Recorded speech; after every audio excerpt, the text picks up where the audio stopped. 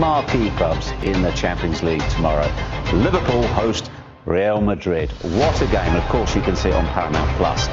Can't wait for this one. Of course, it is potentially the return of Trent Alexander-Arnold. And he's been speaking about going back to Anfield, saying no matter what, my feelings won't change towards Liverpool.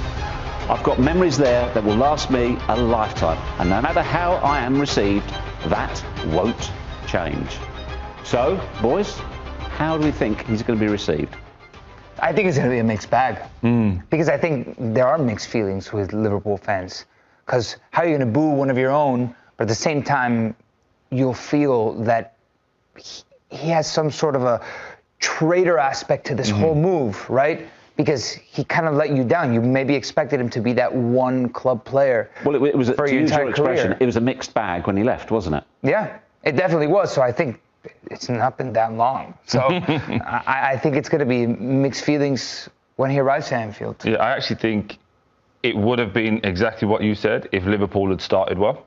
And especially in that right-back area with Frimpong being injured twice now. Sure. Conor Bradley's not really stepped up to the plate like he looked like he was going to last year.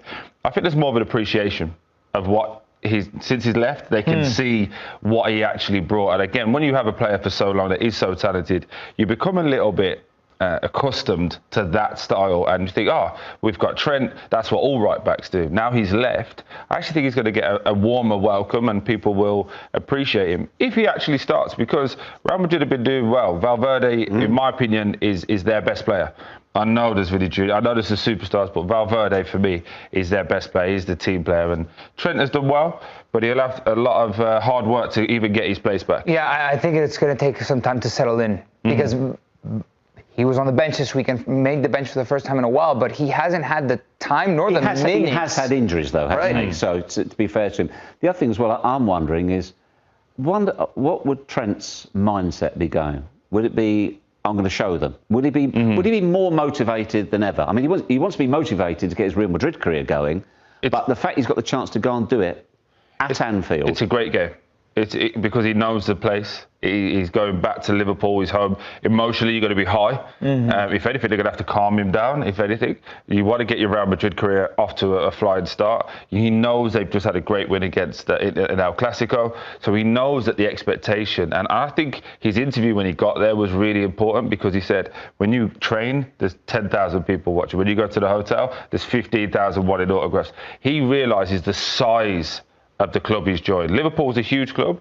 Real Madrid is on another stratosphere today. And I feel like he's at peace with his decision. Yes. He understands, 100%. right? He understands what he did, and he backs, and he totally believes in his move to Real Madrid. This is the obvious next step in his career. Perhaps the ones that aren't at peace with the decision are the Liverpool fans, and rightfully so. I would feel wrong if I'm a Liverpool fan that one of our own just decided to abandon us like this. And like you say, with everything that we talked about, the three pillars of this team, Salah, Van Dijk, and Trent, on that contract situation, how many times were we asked, if you had to let one of them go, who would it be? And I think a lot of the answers were Trent. But then you look at how Van Dijk's been playing, how Salah's been playing. You feel the absence of Trent. Okay, well, Salah and Van Dijk are part of what Liverpool have now. Let's try and have a little look at the matchups between the two teams in terms of what they've got. So if you're assessing the attacks, who's coming out on top here? Who's got the better attack for you? I think we're agreeing. I think we have to. I mean, this guy alone, right? I don't need anything else. Yeah. He's next level. But I also think, Liverpool have started well. Ekitike has been fantastic. Salah has not played great. Gakpo is in and out. Chiesa has come to the fore. If you remember, last year he hardly ever played, but now he's becoming like the saviour coming off the bench. I call him the battery. He comes on and raises everybody and starts running around. But you're talking about real world-class quality on that opposite side. So for me, the attack is the best from top to bottom. And we haven't even got Gula in there. Yes. Not even good, but hold up. Production. You're throwing in Gonzalo Garcia in here, and I know Franco Masantuono's not fit for this game, but Masantuono has been starting from the beginning. Yeah. I mean, he's out though, isn't he? Yeah, he is out. He's injured. Yes. Yeah, that's what I'm saying. I know he's injured. I'm with you, but you want to see who's there. Just in general, right? I suppose at the same, you want Isak on the other one. Yeah. Like, Endrick doesn't even not even considered. It's crazy how much he's fallen off with. I just said Gula, that's all. Right? And Arda Güler, yeah. Calm your beans, calm your beans. Right, let's have a look then at the midfield. I think we can look at the midfield and see how they compare. That's the one you wanted, right? Yeah, there he is. Man, I think I'm going to have to go Real Madrid again. I could make a counter argument for this. I think names is Real Madrid, but I think the combination and the way it works, massive. Yeah, I think there's a more natural fit in there. I like when Valverde plays in midfield. I think he gives you the engine. He's the guy. He's the glue to the team. I think Camavinga is a wonderful player. So is Tuchemeni. But I just think you lose something when Valverde's not in there. You know what? I buy the argument that from a functionality perspective, especially beyond this hindsight bias that we have of this Liverpool that's been so poor this season, those three in the midfield really look good last year. And you raise a good point about Valverde. Valverde hasn't been playing in the midfield, and when he has, he's dropped off with this different tactical approach that Xabi Alonso has taken to the game. And having him play at right back, you lose him a little bit further up the field. And the guy who's kind of been pulling the strings more than Valverde has been Arda Güler. He's kind of been like, out of all the players that you say stock up under Xabi Alonso, it's been the young Turkish midfielder. And obviously they got the main man back, Bellingham back, scoring. I think he's got a point to prove. I think being left out of the England squad was a huge thing for him. And when he got dropped or left out of the squad, he had this. There's a lot of talk in England about his personality. Is he bad for the group? All of these things. And he's come back and he's just said, goal, goal, goal. And what about the assist as well? Yeah, of course. But I think when you score and you have that headline that you scored, it takes everything. And I feel like he's going to come out at Anfield with the swagger of all swaggers. He's got the personality, Bellingham, for me. He's got the character. He will want to own that. Especially just from a narrative perspective, right? Because in England, perhaps you're not watching Real Madrid week in, week out. You know that he's putting up goal contributions. But when he's in front of your face, in front of an entire crowd that will be watching England come the summer, they're going to say, oh, Bellingham really put one on us. In England, so okay, let's look at the back lines then. See how call that a draw. Compare. We'll call that a draw.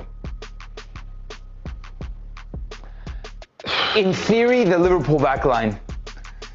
Well, but they've been so bad. For a start, are we seeing him or him start? I think it'll be Robertson. I think it's Robertson. I think he has to go with what he can trust. I think he started at the weekend. I think Kerkez has struggled with the weight of that Liverpool shirt. I think it's been very heavy on him coming from Bournemouth, again, with no disrespect, a smaller club with a smaller fan base.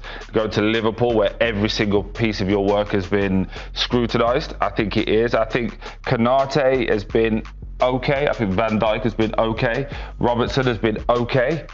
But this back line for Real Madrid does concede, does make a lot of mistakes. They are very expansive as well when they turn over the ball. So I would probably err towards Real Madrid in this, just because of where Liverpool have been this season defensively. Yeah, the numbers can't lie, can they? Okay. Nico, what do you think? Yeah, definitely. And I understand, like you say, you look at names. Yes, Trent, Militao, Huijsen, Carreras backline looks incredible, but that's actually how it hasn't worked out. Yeah. Same here, right? It's probably going to be Connor Bradley, Van Dijk, Konate, Robertson, the backline.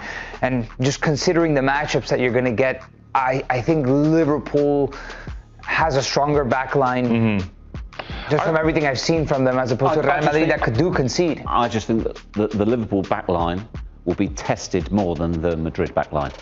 Yes. Yes, that's fair. I think if they had Mark Gahey, obviously they would have got him. I think games like this, you would have saw Liverpool turn to a 5-3-2 formation. And I think that's what they were trying to do. I think they were going to get Mark in, put him in the middle with Van Dijk and Konate, have a bit more structure, allow their wing-backs of Kerkez and Frimpong to get right up the pitch. And then, obviously, you have to figure out the front line. But I think that in games like this, he wants a different solution to have a bit more solidity. And I think that's where Liverpool have come unstuck. Speaking of omissions, Antonio Rudiger is not in this list for Real Madrid, and I've said it time and time again on the show. I will conquer the world behind Rudiger. He is a beast. Give me 11 Rudigers and you probably conquer the entire solar system. He is a fearless warrior, that guy. And I think he's back towards the end of the month. In the individual duels, he brings your back line up a lot more. So considering that you don't have him, I might give the nod to Liverpool. Okay, let's look at the two guys who are in charge of putting all of this together. In terms of the back line, it's all in front of them. Keepers. It's not even a conversation. Put whoever you want from all the goalkeepers in the world over there. This guy's going to win. Yeah. How much do they marshal the defense, the keeper?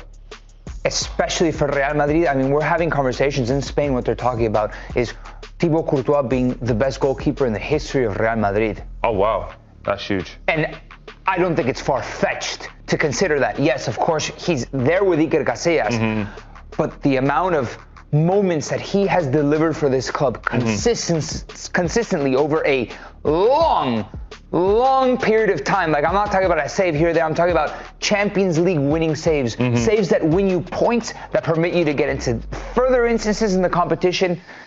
This guy has been It would have been a really interesting conversation if that was Alisson Becker on the other side. Because I think those two are the two best in world football, along with Donnarumma, but we don't have enough time for you to argue why Donnarumma's not there. But I think, for the two would be those two. But I think it's Courtois all day.